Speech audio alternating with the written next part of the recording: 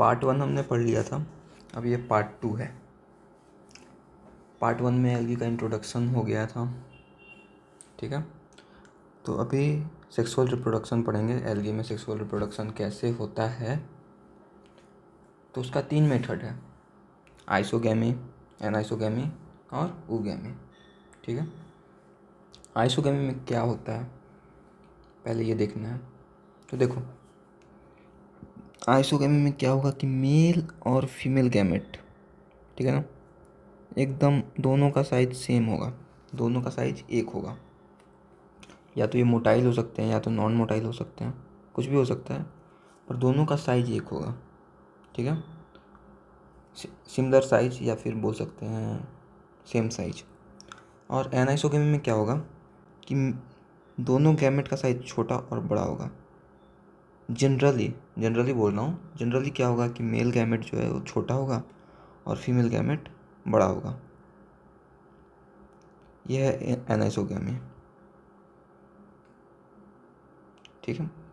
और ऊगैमी में क्या होगा ना कि जो फीमेल है उसका जगह फिक्स होगा, वो बाहर नहीं निकलेगा, और जो मेल है वो मोटाइल होगा, या फिर हो सकता है नॉन मोटाइल हो। नॉन मोटाइल होगा तो फिर किसी दूसरे तरीके से वो फीमेल के पास पहुँचेगा और उसके बाद फर्टिलाइजेशन होगा। तो ठीक, आपको पता चल गया तीनों में डिफरेंस क्या है, आइसोगैमी, एनाइसोगैमी और ऊगैमी में। आइसोगैमी में दोनों गैमेट जो है वो सेम होगा। एनाइसोगैमी में क्या होगा, दोनों डिफरेंस होगा, एक छोटा एक बड़ा, और जनरली फीमेल बड़ी होती है, मेल छोटा होता है। और ऊगैमी में क्या होगा कि फीमेल बाहर नहीं निकलेगी प्लांट बॉडी से, और जो मेल है, मेल गैमेट फीमेल के पास जाएगा और फिर फर्टिलाइजेशन होगा। इसका एग्जाम्पल देख लेते हैं तीनों का, क्योंकि एग्जाम्पल इम्पॉर्टेंट है, उससे क्वेश्चन बन सकते हैं। तो आइसोगैमी का एग्जाम्पल है यूलोथ्रिक्स। क्या है? यूलोथ्रिक्स। यूलोथ्रिक्स, स्पाइरोकायरा,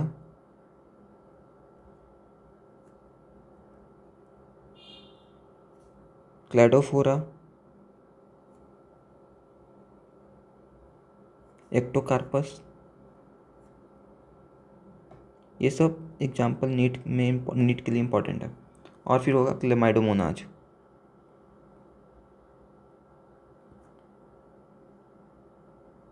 ठीक है। और एनाइसोगैमी में क्या होगा, तो यूडोरीना, क्या होगा, यूडोरीना और क्लेमाइडोमोनाज।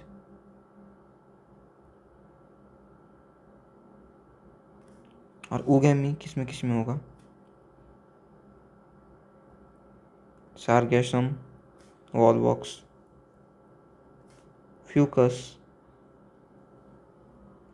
रेड एल्गी और क्लेमाइडोमोनाज।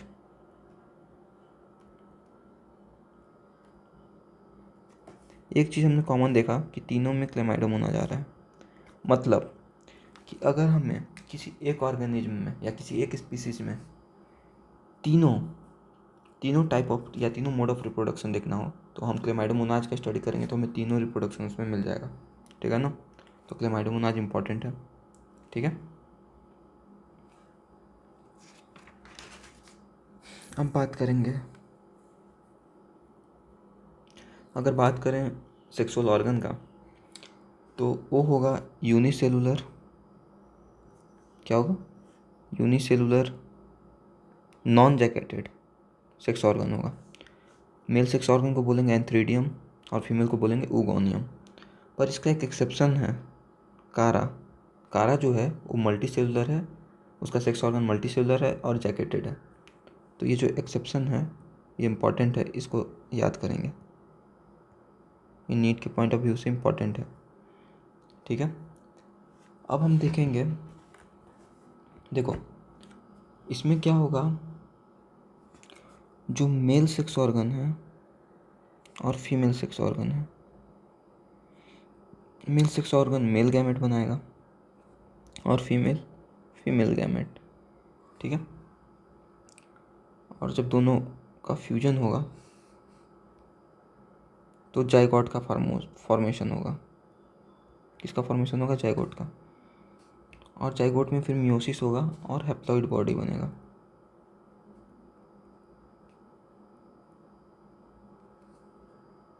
यहाँ इसमें मियोसिस होगा।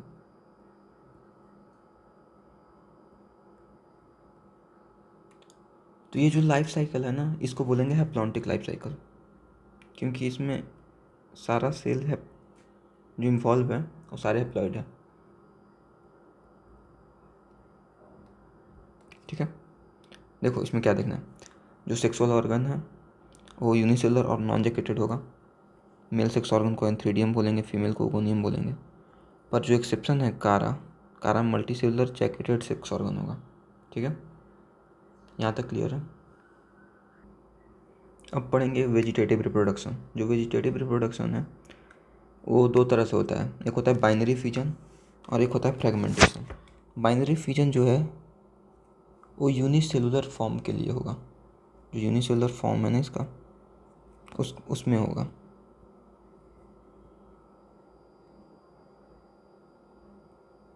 और फ्रेगमेंटेशन जो है वो मल्टी सेलुलर। ठीक है, अभी पढ़ेंगे इसको डिटेल में, किस में होगा यूनिसेलुलर, किस में होगा मल्टी सेलुलर। ठीक है, बाइनरी फिजन तो आपको पता ही होगा कैसे होता है, बिल्कुल बेसिक। अगर नहीं पता है तो आप कमेंट करेंगे।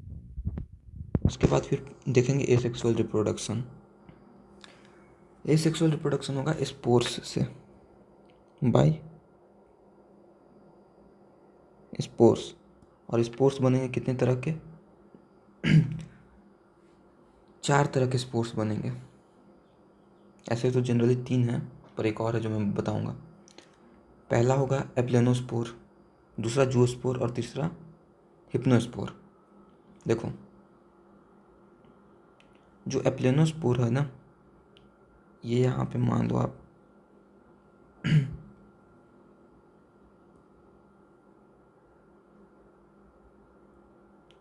ये नॉन मोटाइल स्पोर्स है। इसमें फ्लैजिला या सीलिया नहीं होगा, ये सब नॉन मोटाइल है। ये स्पोर मदर सेल है और इसके अंदर स्पोर्स हैं। तो यह है एप्लेनोस्पोर।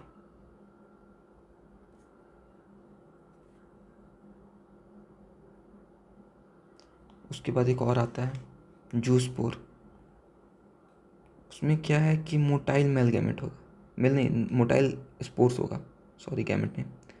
इसमें फ्लैजिला होगा, सारे स्पोर्स में फ्लैजिला होगा। ठीक है, इसको बोलेंगे जूस्पोर।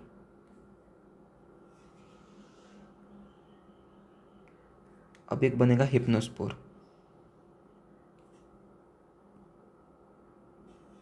क्या है? हिप्नोस्पोर। इसमें क्या है कि ये जो स्पोर इसके अंदर है ना, उसके चारों तरफ थिक कवरिंग होगा। तो ये है नॉन फेवरेबल कंडीशन में पूछेगा कौन सा स्पोर होगा, तो नॉन फेवरेबल कंडीशन में हिप्नोस्पोर होगा।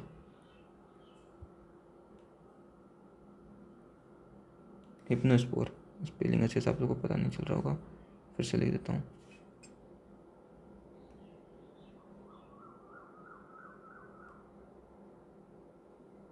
हिप्नोस्पोर देखो 3 तरह का हुआ। एक एप्लेनोस्पोर हुआ जो नॉन मोटाइल है, जूस्पोर हुआ जो मोटाइल है, और हिप्नोस्पोर हुआ जिसके चारों तरफ एक थिक कवरिंग होगा और ये अनफेवरेबल कंडीशन में बनेगा।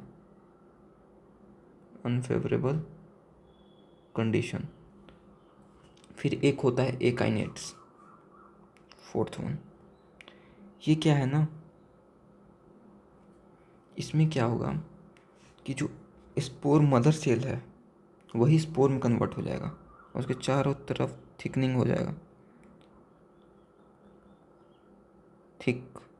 थिक कवरिंग हो जाएगा। ये भी अनफेवरेबल कंडीशन होगा।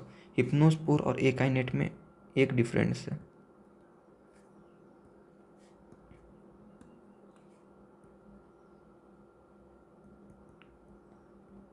जो हिप्नोस्पोर है उसके स्पोर मदर सेल के अंदर स्पोर का फॉर्मेशन हो रहा है और इसमें स्पोर मदर सेल ही स्पोर में कन्वर्ट हो जा रहा है। तो यही डिफरेंस है। ठीक है, तो हमने देख लिया एसेक्सुअल रिप्रोडक्शन स्पोर से होगा, aplanospore non motile, zoospore motile और हिप्नोस्पोर में थिक कवरिंग होगा जो अनफेवरेबल कंडीशन में होगा। एकाइनेट भी अनफेवरेबल कंडीशन में ही होगा, बट इसमें जो स्पोर मदर सेल है वही कन्वर्ट हो जाएगा स्पोर्स में। अब आगे बढ़ते हैं। क्लोरोफाइसी, ठीक है। क्लोरोफाइसी को ही ग्रीन एल्गी भी बोलते हैं। इसका कॉमन नेम क्या है? Green algae. ये मोस्ट एडवांस्ड एल्गी है और इसमें जो मेजर पिगमेंट्स हैं, इसमें कौन कौन से मेजर फोटो पिगमेंट्स पाए जाते हैं वो हम देखेंगे अभी। इसमें major photo pigment chlorophyll A और बी पाया जाता है। क्या क्या पाया जाता है? Chlorophyll A plus B. और क्या पाया जाता है? इसमें जैंथोफिल पाया जाता है। जैंथोफिल, जैंथोफिल में कौन सा पाया जाता है? कौन सा जैंथोफिल का कौन सा टाइप पाया जाता है? तो वाइलोजैंथिन पाया जाता है इसके अंदर।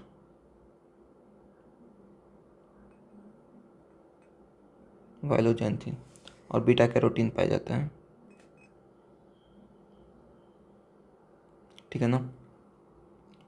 और उसके बाद फिर क्वेश्चन आता है कि ये कहाँ कहाँ पाया जाता है? तो ये सब जगह पाया जाता है। ये जो एल्गी है वो सब जगह पाया जाता है। Fresh water, brackish water, salty water और डैम सॉइल में। फ्रेश वाटर तो आप लोगों को पता है क्या होता है। और जो ब्रैकिश वाटर होता है ना, सॉल्टी वाटर से थोड़ा कम, जो सॉल्टी वाटर, जो हल्का सॉल्टी वाटर होता है ना, उसको ब्रैकिश वाटर बोलते हैं। और सॉल्टी वाटर आपको पता ही है, जो सी ओशियन का वाटर होता है। और डैम सॉइल, तो इसलिए इसको क्लोरोफाइसी है ना, इसको इसलिए कॉस्मोपॉलिटियन भी बोला जाता है। क्या बोलता है? इसको बोला जाता है कॉस्मोपॉलिटन, क्योंकि ये सब जगह पाया जाता है। Found in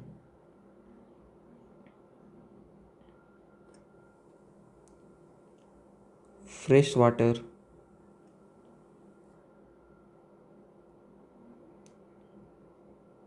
brackish water, salty water और डैम सॉइल, इसलिए इसको ये बोला जाता है। और ये मेनली कहाँ पाया जाता है? क्वेश्चन आएगा मेनली कहाँ पाया जाता है? ये मेनली पाया जाता है फ्रेश वाटर में। फ्रेश वाटर एल्गी किसको बोलते हैं? तो क्लोरोफाइसी को बोलते हैं। उसके बाद भी पढ़ेंगे कि इसका स्टोरेज बॉडी क्या है। तो स्टोरेज बॉडी को बोलते हैं पायरिनॉइड। क्या बोलते हैं? कलर चेंज कर लेते हैं। स्टोरेज बॉडी ये क्या है? पायरिनॉइड है, ठीक है ना। अब पायरिनॉइड को याद करने का देखो, पायरिनॉइड का कैसा स्ट्रक्चर होता है वो देख लेते हैं।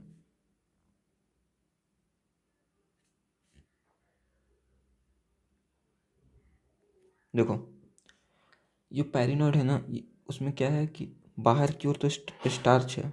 ये जो पोर्शन है,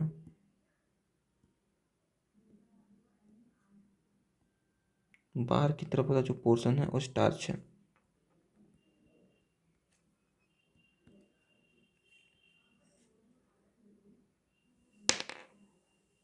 और जो अंदर की ओर है,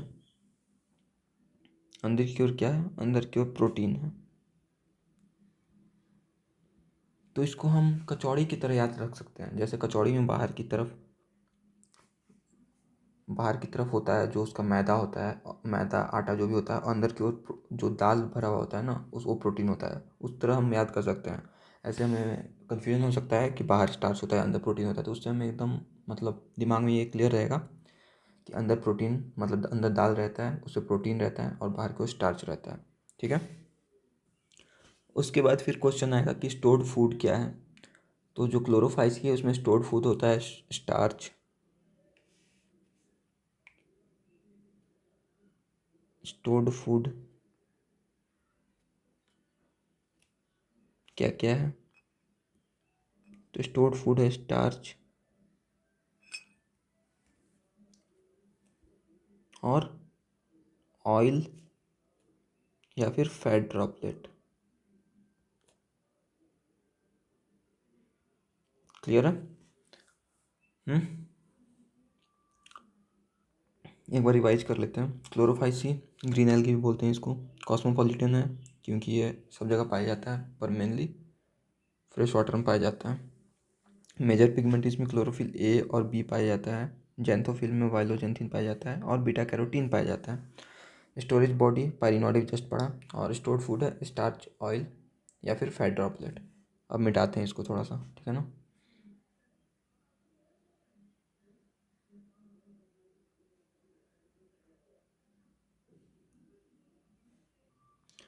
अब देखेंगे सेल वॉल। तो इसका जो सेल वॉल है वो किस चीज़ का बना है, तो सेल वॉल इसका बना है सेलुलोज का,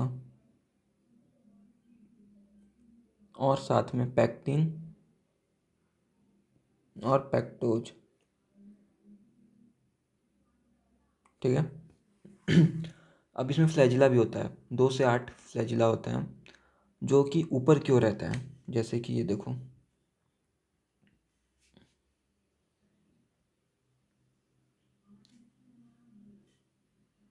ये क्लोरोफाइसी है, तो इसका फ्लैजिला जो है ना ऊपर की ओर रहेगा। तो यहाँ पे फ्लैजिला क्या होगा इसका, 2 to 8 एपिकल, एपिकल मतलब ऊपर की ओर, एपिकल फ्लैजिला। और ये दोनों फ्लैजिला जो है ना वो इक्वल हैं, क्या है, इक्वल। इसलिए इसके लिए एक टर्म दिया गया है आइसोकॉन्टस, ठीक है।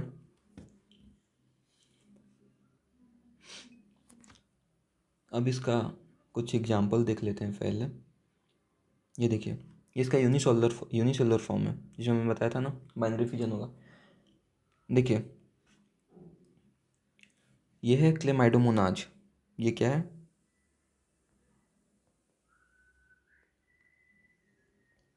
क्लेमाइडोमोनाज। इसमें देखिए, इसमें क्या है ना कि इसका जो फ्लैजिलम है, दोनों दोनों दो फ्लैजिलम है, मतलब ये मोटाइल है, फ्लैजिला है मतलब मोटाइल है। ये इसका साइटोप्लाज्म है, और ये जो आई स्पॉट है, ये जो रेड वाला है ना, ये आई स्पॉट है, ये क्लोरोप्लास्ट है, और ये पाइरिनॉइड है। पाइरिनॉइड का मतलब स्टोरेज बॉडी। और ये देखिए, ये इसके चारों तरफ है ना, ये स्टार्च ग्रेन्यूल है, और बीच में प्रोटीन है, ठीक है। और ये न्यूक्लियस है इसका, और अंदर में जो छोटा सा है वो न्यूक्लियोलस है, ठीक है। और ये क्या है, ये क्लोरेला है, ये नॉन मोटाइल है। इसमें फ्लैजिला नहीं है ना, फ्लैजिला इसलिए नहीं है, तो नॉन मोटाइल है। इसमें भी ये पाइरिनॉइड हो गया आपका, ये वाला, ये न्यूक्लियस हो गया, ये न्यूक्लियोलस हो गया, ये माइटोकॉन्ड्रिया। पर देखिए, ये जो क्लोरेला है और क्लाइमेडोमोनाज है, ये दोनों है ना प्रोटिस्टा का मेंबर है। ये प्लांटी का मेंबर नहीं है, और ना ही एल्गी का मेंबर है। ये दोनों मेंबर है प्रोटिस्टा का, ये बात याद रखना। पर एनसीईआरटी में भी इसको यहाँ पे दिया गया है, और ये यहाँ पे पढ़ा भी जाता है, क्योंकि इसके ज़्यादातर जो कैरेक्टर हैं, ज़्यादातर जो इसके फीचर्स हैं वो एल्गी के सिमिलर हैं, इसलिए इसको यहाँ पे पढ़ा जाता है यूनिसेलुलर फॉर्म में, ठीक है। पर ये मेंबर, अगर 5 किंगडम सिस्टम से बात करें उसके हिसाब से, तो ये मेंबर जाते हैं प्रोटिस्टा में, और 2 किंगडम सिस्टम से के अकॉर्डिंग इसको रखा गया था कहाँ पे, प्लांटी में, ठीक है। तो ये बात याद रखेंगे कि ये प्रोटिस्टा है, बट इसको पढ़ा जाता है कहाँ पे, एल्गी में, क्योंकि ये इनका जो कैरेक्टर है बहुत सारा वो जो सिमिलर है एल्गी से, ठीक है। अब पढ़ेंगे फिलामेंटस फॉर्म। ये देखिए, ये यूलोथ्रिक्स जो अनब्रांच्ड है, और ये कारा जो ब्रांच्ड है। ये दोनों का जो फिगर है एनसीईआरटी में दिया हुआ है, उसको देख लेंगे। और एक थर्ड है वॉलबॉक्स, उसको भी, इसको मिटा के वॉलबॉक्स बनाएंगे, ठीक है ना। इसको मिटाते हैं अभी। ये देखिए, ये वॉलबॉक्स का कॉलोनियल फॉर्म है, क्या है,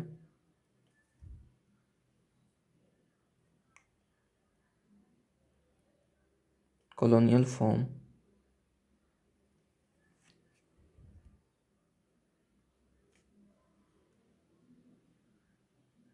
देखिए, इसको रोलिंग एल्गा भी बोलते हैं, वॉलबॉक्स को क्या बोलते हैं, रोलिंग एल्गा, क्योंकि ये गोल है, ये जो इसका कॉलोनी है वो गोल है, इसलिए इसको बोलेंगे रोलिंग एल्गा। और इस कॉलोनी को, ये जो कॉलोनी है ना, ये बड़ा वाला जो एक कॉलोनी है उसके अंदर मेंबर है, ये जो छोटे छोटे हैं ये मेंबर हैं। तो इस कॉलोनी को एक नाम दिया गया है, क्या नाम दिया गया है, सिनोबियम। अब क्वेश्चन आता है सिनोबियम क्या है। देखो, सिनोबियम ऐसे कॉलोनी को बोलते हैं जिसमें मेंबर का नंबर क्या है, जिसमें मेंबर का नंबर फिक्स हो, कॉलोनी का शेप फिक्स हो, कॉलोनी का साइज फिक्स हो। क्या क्या फिक्स हो? 3 चीज़ें फिक्स होंगी इस कॉलोनी में। पहला, जिसमें कॉलोनी का मेंबर फिक्स है कि कितने मेंबर इसमें होंगे। दूसरा, कॉलोनी का साइज फिक्स है, इसका साइज क्या होगा। और कॉलोनी का शेप फिक्स है, मतलब इसका गोल शेप है, ये गोल फिक्स है। अगर नंबर बढ़ जाता है मेंबर का, ये कॉलोनी टूट जाएगा और एक दूसरा कॉलोनी का फॉर्मेशन हो जाएगा, साथ में 2 कॉलोनी हो जाएंगे। तो याद रखना है सिनोबियम के बारे में, ठीक है। और अगर पूछेगा विच इज अनब्रांच्ड, या फिर पूछेगा इलोथ्रिक्स क्या है तो अनब्रांच्ड, या फिर बोलेगा अनब्रांच्ड, या फिर पूछेगा अनब्रांच्ड किसे, अनब्रांच्ड कौन सा है तो उसको इलोथ्रिक्स बोलेंगे, ठीक है। पूछेगा ब्रांच कौन सा है तो उसको कारा बोलेंगे, ठीक है ना। और कॉलोनी जिसमें बता दिया आपको सिनोबियम है, जिसमें क्या क्या फिक्स है, नंबर फिक्स है। पहला, एक मिनट, नंबर फिक्स है, 3 चीज़ें फिक्स है इसमें, नंबर फिक्स है, कॉलोनी का शेप फिक्स है और कॉलोनी का साइज फिक्स है। 3 चीज़ फिक्स होंगी इसमें, ठीक है। आज के लिए इतना ही, उसके बाद इसका नेक्स्ट वीडियो कल शाम तक डाल देंगे। और कमेंट सेक्शन में अगर कोई डाउट हो तो पूछ लेना आप, और सब्सक्राइब करें, शेयर करें, और कैसा लगा ये वीडियो वो फीडबैक कमेंट सेक्शन में दें।